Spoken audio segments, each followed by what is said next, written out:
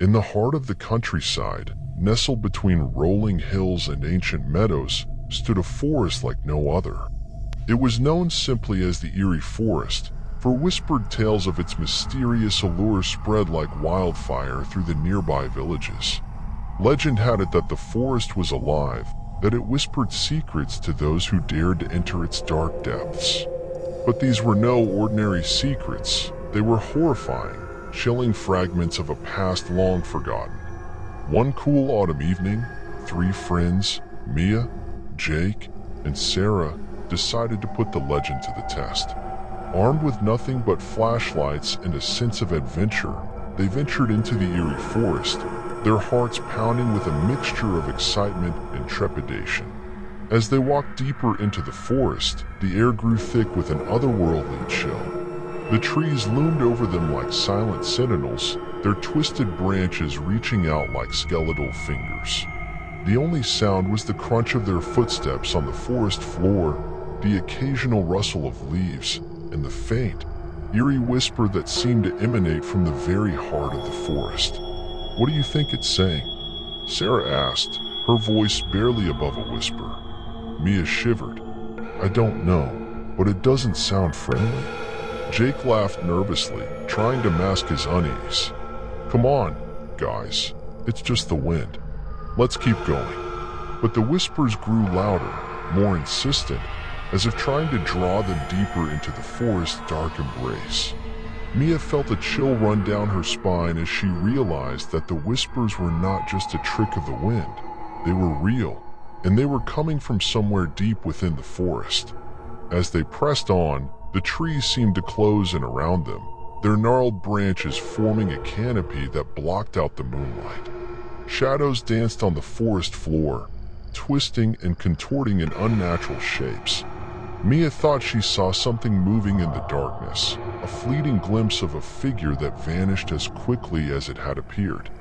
Panic began to gnaw at the edges of their courage, but they pressed on, driven by a morbid curiosity to uncover the source of the whispers. Eventually, they reached a clearing, a small glade bathed in an eerie blue light. In the center of the glade stood a gnarled oak tree, its branches twisted and knotted like the fingers of a corpse. And there, hanging from one of the branches, was a tattered scrap of fabric, fluttering in the breeze. Mia approached it, her heart pounding in her chest. As she reached out to touch it, a sudden gust of wind sent the fabric swirling through the air, revealing a dark stain that looked suspiciously like blood. Sarah gasped, "Oh my God, what is this place?" Before anyone could answer, a voice spoke from the darkness, a low, rasping whisper that seemed to come from all around them. "You have trespassed in the realm of the forest spirits. Now you must pay the price." The 3 friends spun around, their flashlights darting through the darkness in search of the source of the voice. But there was nothing there, only the silent trees and the shifting shadows. "What does it mean?" Jake stammered, his voice barely audible over the rustling leaves.